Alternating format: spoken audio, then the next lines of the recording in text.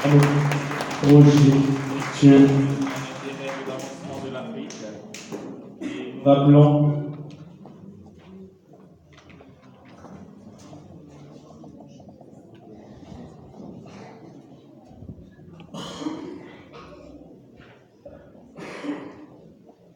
voilà comment il se met à table en train de préparer son projet à nous présenter. Nous allons juste dire que nous sommes à la première édition de ce concours Instinct Innovation qui rassemble les meilleurs projets d'Afrique francophone résidant au Maroc et qui est bien sûr sous le haut parrainage de M. Naou Gabriel, qui est député ivoirien. L'ONG FAZED vous remercie encore de votre présence. Bien sûr, cette ONG milite africaine, multiculturelle, et est présidée par M. Stéphane. Voilà, monsieur du jury, j'espère que vous l'êtes autant. Nous avons laissé la parole à dire. Je demanderai au candidat de hausser la voix. Donc, comme il y a quelques fois au niveau du micro, on va essayer de régler ça avec les techniciens. Mais en attendant, parler dans le micro et parler plus fort. Merci. Bonjour, chers ingénieurs du jury. Bonjour, chers honorables députés.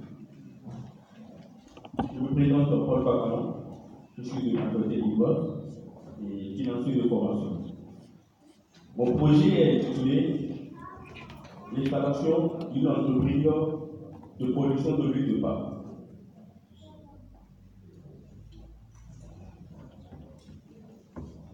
L'huile de palme est issue d'un arbre qu'on appelle le palmier. Le palmier, on le trouve dans plusieurs pays en Afrique, que ce soit en Afrique centrale et en Afrique de l'Ouest. Et chez moi, le palmier se cultive dans 12 départements, mais productif dans 6 départements. Le palmier est issu d'une partie qu'on appelle les acéacées, et le palmier produit un fruit qu'on appelle le noix de palme. C'est le noix de palme qui produit le palme extraction. Le palmier est riche en vitamines, le vitamine E, vitamine K, O, et en protéines et vraiment en glucides.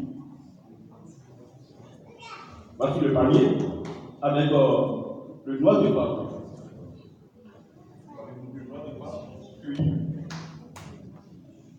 L'arbre de palmier est cultivé dans les milieux humides, favorables à la pluie. C'est-à-dire, elle est favorable aux saisons pluvieuses. L'arbre est cultivé sur une durée de 5 ans. D'abord, pour planter l'arbre, elle est faite sous forme de pépinière. Et il faut l'arrosage, il faut le drainage, parce que le processus. Et pour la durée de 5 ans ou 6 ans. Ça dépend des milieux. Zone de plantation, je vous ai dit, le palmier est planté dans 12 départements, mais pour le 6 départements au Bénin. Vous allez voir qu'on a le département de Kouli, qui est à 65% productif, le département du Joux, qui est à 90%, le département du Koufo, qui est à 70%, et l'Atlantique à 80%. Mais là où le projet sera installé, c'est dans le département du Joux, qui est à 90% productif.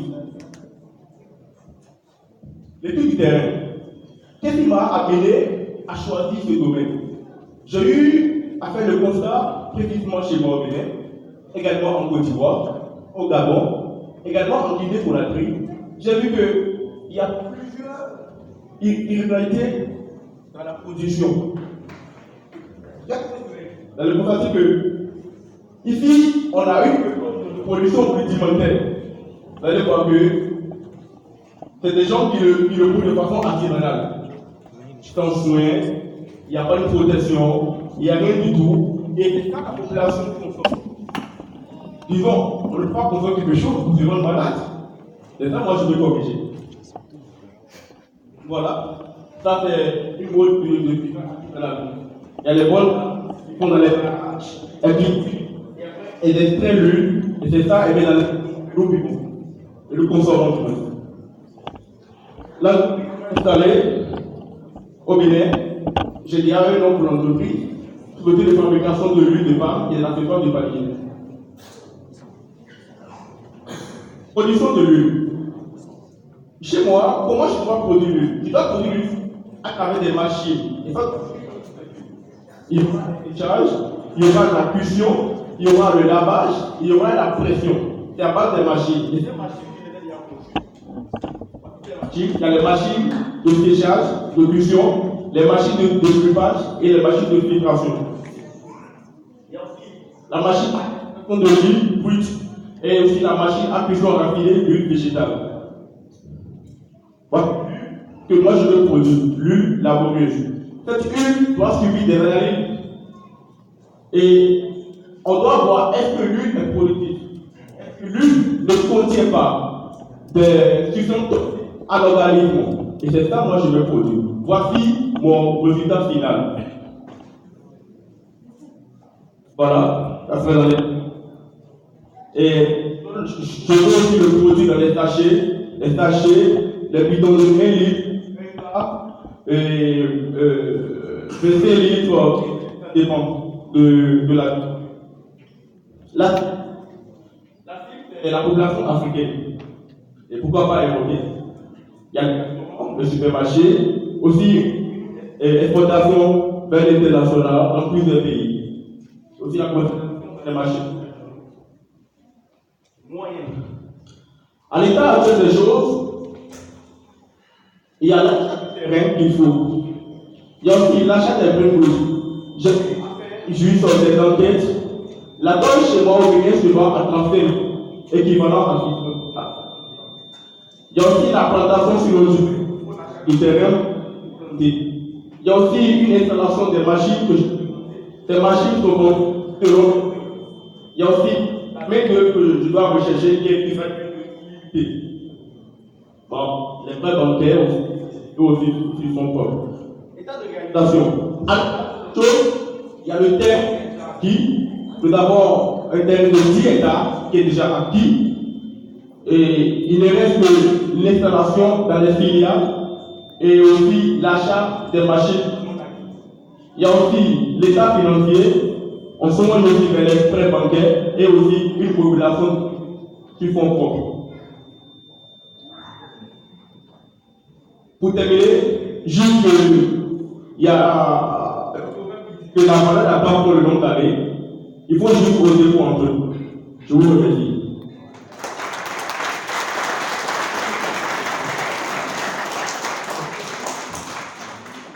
Voilà, donc merci Paul pour cette belle présentation. Je dirais que vous me transportez en tant qu'originaire de la Guinée-Bissau et de la Casamance.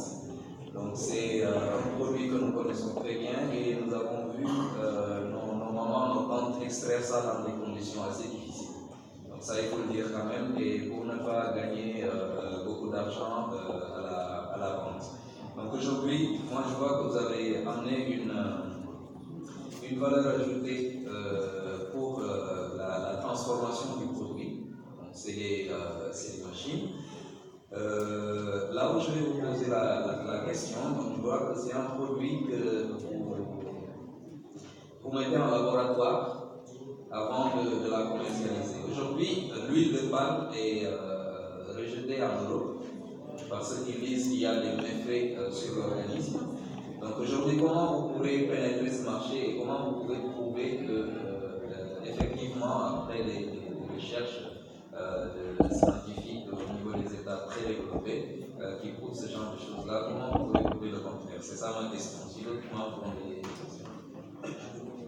Donc pour moi, ma question, vous voulez être sur toute la chaîne de valeur. Vous voulez prendre un terrain, cultiver, après transformer. Donc ça demande beaucoup de... Pourquoi pas juste limiter à la transformation ou bien juste à la culture? Et par rapport à l'huile de palme qui existe maintenant, quelle est la différence entre vous, celui que vous allez produire, et celui qui existe déjà sur le marché en fait? Merci.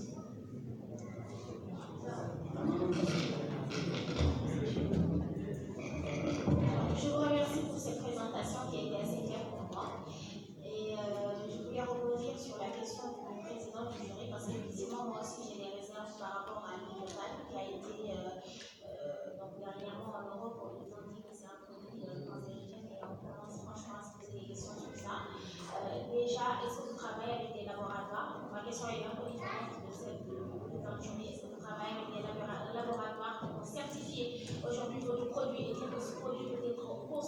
sans danger? Et aussi, comment vous pensez, c'est quoi votre plan de... Comment vous pensez commercialiser votre huile de palme dans les pays qui ne le consomment pas? Par exemple, on est au Maroc, les Marocains ne connaissent pas l'huile de palme. Quelle est votre valeur ajoutée pour les gens à utiliser l'huile de palme? Parce que c'est pas seulement comestible, il y a aussi d'autres vertus par rapport au corps et tout. Donc, comment comptez-vous mettre en valeur cela pour que les pays qui ne connaissent pas ce produit puissent l'utiliser? Merci pour votre présentation. J'ai juste une remarque d'après ce que j'ai lu à propos de l'huile de palme, qui contient environ 50% d'acide gras saturé, essentiellement de l'acide palmitique, ce qui est le mauvais gras qu'on trouve dans la viande, et dans le beurre et dans d'autres aliments. Ma question c'est quelles sont les précautions que vous allez prendre pour diminuer ces gras? Et tenant compte que vous allez s'ouvrir sur le marché international, et dans le marché international, il y a des exigences côté sécurité sanitaire, compris le Maroc et l'Europe, parce qu'actuellement, ils exigent des certifications, que ce soit la Global Gap, l'IFS ou bien la PRC, pour pouvoir exporter les produits qui ont le caractère, c'est-à-dire les aliments, ou bien les produits agricoles, ou bien les produits agroalimentaires. Ma question, c'est juste comment vous allez faire pour pouvoir diminuer ces mauvais gras. Donc vous répondez aux trois questions et ensuite on revient. Je vous remercie. Pour répondre à la première question, concernant quelle est la particularité entre l'huile de produit et... Est-ce que je vais changer? Faut que vous sachiez que produit dans de tels états